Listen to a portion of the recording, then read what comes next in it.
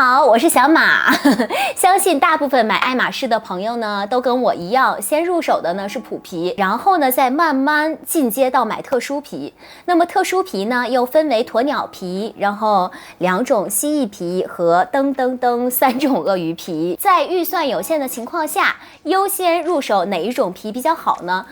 我个人认为特殊皮毕竟价格不便宜嘛，特点也不同，所以入手之前除了看自己的喜好之外，也应该更深入了解一下每种皮不同的特性，然后还有耐用的程度和保养的需求，以及它们的市场价值是否值得入手。那么这期视频呢，我会根据以上的这几个特点来分享一下我自己的心得，以及我对不同稀有皮的喜好程度评分。如果感兴趣的话，我们就一起看下去吧。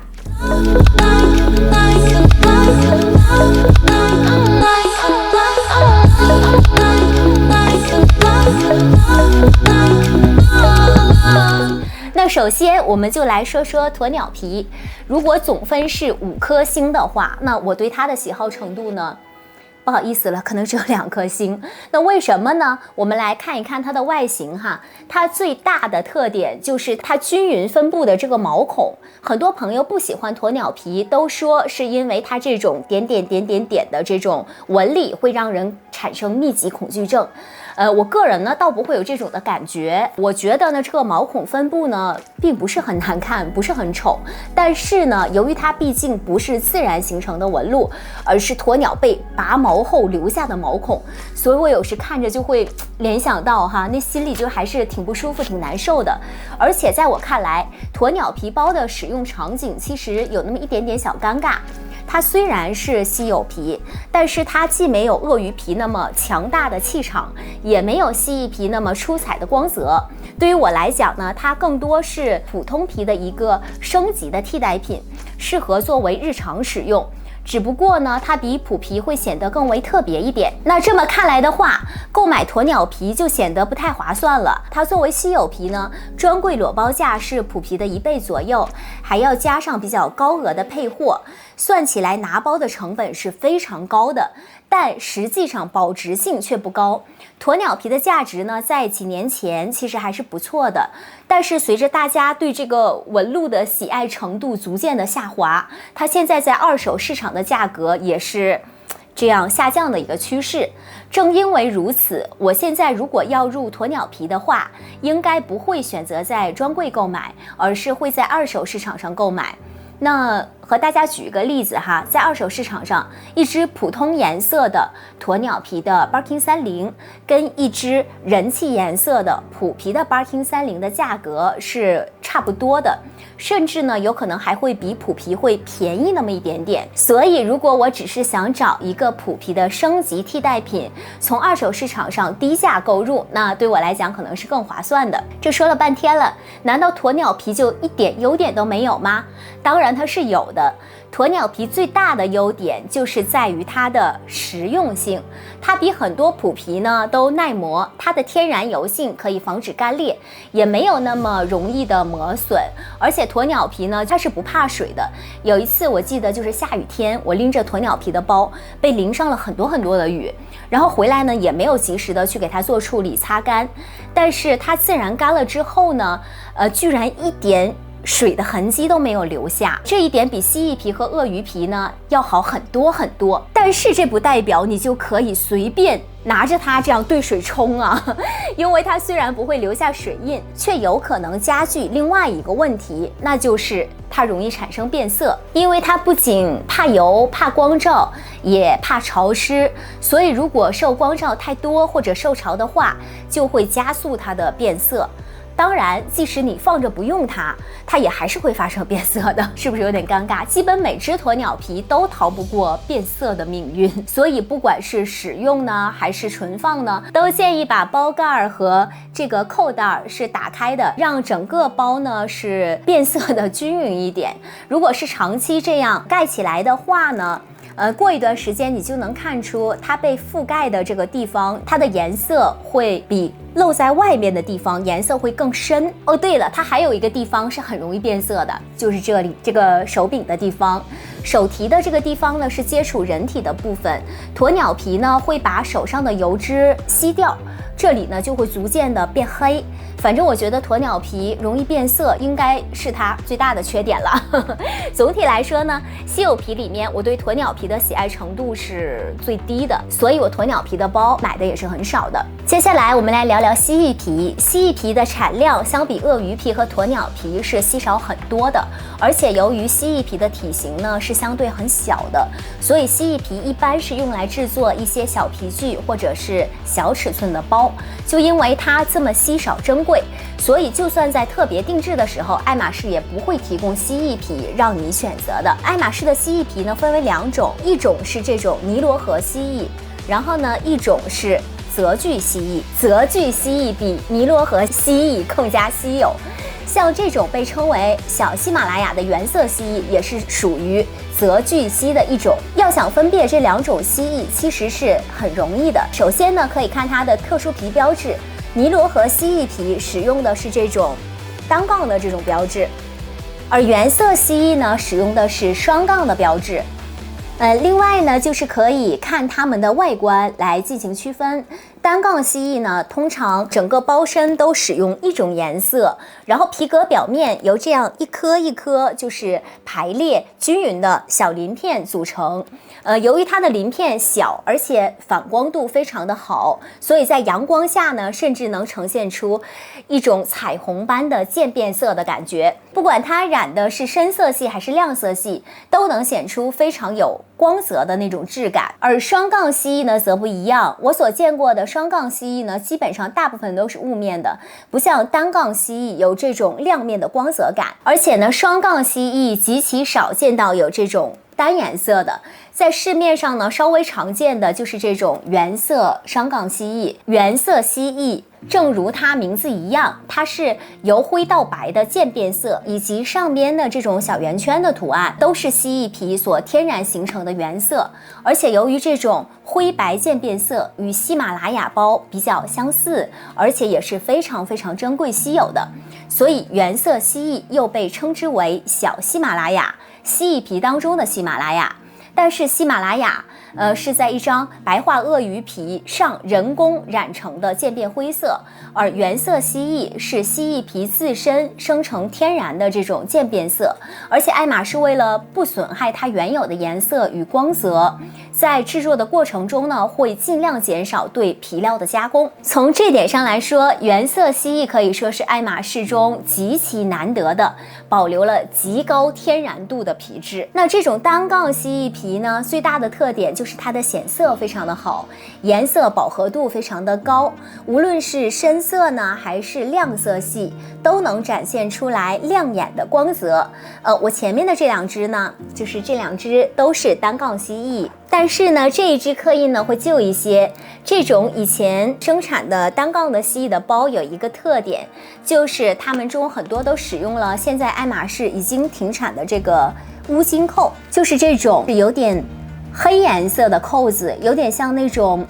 银扣氧化后的感觉。我觉得乌金扣呢非常的沉稳大气，与蜥蜴皮的高调华丽相得益彰，非常好的重合了它们的风格。这个组合呢，在我心中，这个组合是比现在的这种银扣蜥蜴要好看很多的。很多人都说蜥蜴皮好看是好看，但是它太娇贵了，太容易磨损了。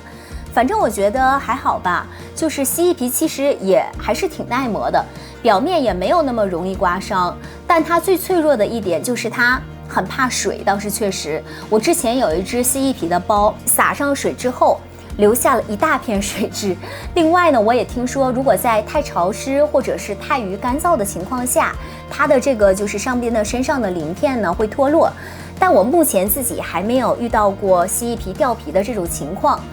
也没有听人说，就周边的朋友也没有遇到过，不知道你们有没有遇到过呢？但是之前我确实看到鳞片受潮后，就是这个地方前面的肚子的地方会鼓起来。总之呢，如果每年把它送到专柜去护理一次，并且不要沾水的话，我认为蜥蜴皮的包也不是那么特别的难打理。平时不用的时候呢，就把它放回陈袋里，就可以防潮、防干燥了。哦，对了，蜥蜴皮还有一点比较麻烦，就是它非常的容易变色，尤其是浅色的蜥蜴皮，例如像这种原色的蜥蜴皮，就会更加的明显。比如它灰白色这一块，会随着时间的推移开始泛黄。其实我的这一只呢，就是有一点点泛黄了，因为就是时间比较久，它整体包身的颜色呢也会越来越深，这是由于蜥蜴皮中分泌的天然油脂以及阳光照射所导致的。变色的这个毛病呢，跟鸵鸟皮还是挺像的，所以如果你经常把两边的扣带这样扣起来保存或者是使用的话，之后就会发现扣带的部分的颜色呢比周围的颜色呢更淡一些，所以建议把扣带也是这样存放的时候呢，把它还是要打开敞着，让它整体呢这样会接触空气，整体的变色会均匀一些。蜥蜴皮的市场价值没有鸵鸟皮贬得那么厉害吧，因为它毕竟更加的稀有，所以收藏价值和保值性都是十分稳定的。而其中呢，双杠蜥蜴会比普通的这个单杠蜥蜴的保值度要高非常多，所以我对双杠蜥蜴的喜爱度评分给4颗星，而单杠蜥蜴的呢，我会给3颗星。好了，那接下来我们来说说鳄鱼皮。鳄鱼皮呢，应该在爱马仕的特殊皮中是最受欢迎的，因为它的纹路呢是最有识别度的，而且气场强大。它除了外观受人喜爱之外呢，也被视为是绝对的投资收藏品以及财富身份的象征。爱马仕的鳄鱼皮呢分为3种，我前面的呢左到右分为是短吻鳄、尼罗河鳄和湾鳄。很多朋友不知道如何区别它们，其实非常的简单。第一种方法呢，就是看它们的特殊皮标记，在这个地方是很容易区分的。那么倒 V 呢就是湾鳄，两点就是尼罗鳄，而方块呢就是短吻鳄。第二种方法就是看它们中心的这个方块的这个纹路的分布。首先我们来一起看一下这个倒 V 的鳄鱼，它的方块纹路在3种鳄鱼皮当中呢是最小的，而且由内而外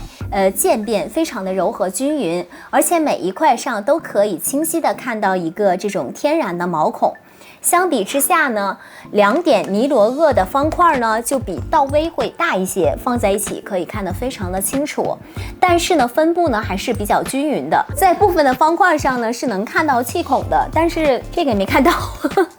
啊。背面的话是隐隐约约这个地方可以看到。然后接下来呢，我们再看看方块的短吻鳄，它的纹路呢就如它的方块的标志是一样的，中间是这种比较大的方块的纹理，而两边的纹理呢是很小的，所以分布显得不是很均匀。而且呢，这些纹理上都是没有天然毛孔的，这个是完全没有毛孔的。在这3种鳄鱼皮里呢，市面上常见的呢是这种尼罗鳄和短吻鳄，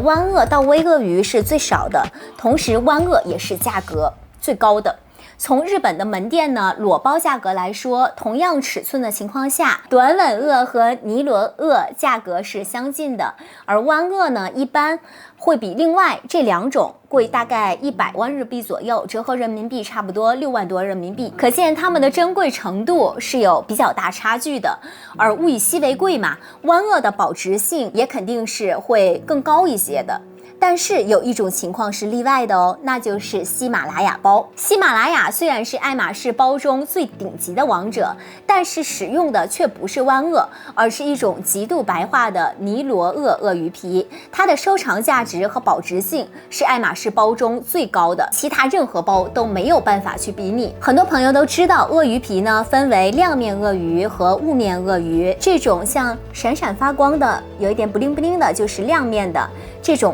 亚光的呢就是雾面的，这个是非常好区分的。相比亮面呢，我个人呢会更喜欢偏爱雾面一点。我本来以为是不是因为我上了年纪啊才喜欢这种低调沉稳的感觉，但是没想到哈，就是现在也有越来越多的年轻人都喜欢这种雾面鳄鱼，看来不是因为年龄的原因，看起来呢，它是因为雾面的鳄鱼呢比亮面更加的有质感，更加的高级，而且雾面就算留下了那种轻微的指纹，还有水渍、划痕或者是磨损，也不会像亮面那样看起来那么明显。所以很多朋友呢认为雾面会比亮面会更加实用一点。这几年的趋势来看呢，雾面鳄鱼也是越来越人气的，所以未来可能是雾面鳄鱼的出手价格会更高一些。说到出手呢，很多朋友可能会觉得买黑色的鳄鱼皮应该肯定是最保值的，因为黑色是鳄鱼皮中的金刚色嘛。但其实黑色并不是鳄鱼皮中最保值的。